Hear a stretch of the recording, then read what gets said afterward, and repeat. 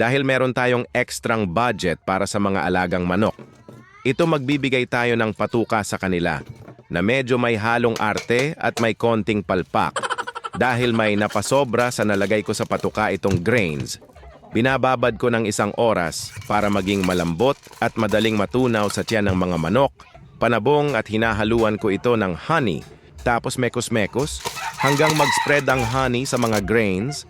Tapos magdagdag ako ng red cell dito at ganun ulit hinahalo ko ng maigi kada lagay ko ng ingredients sa ating magiging patuka. At dito na ako nagkaroon ng palpak sa mixture dahil napasobra ang lagay ko ng malunggay powder. At nung hinalo ko ito, nasakop lahat ng malunggay powder, ang bawat grains na paisip.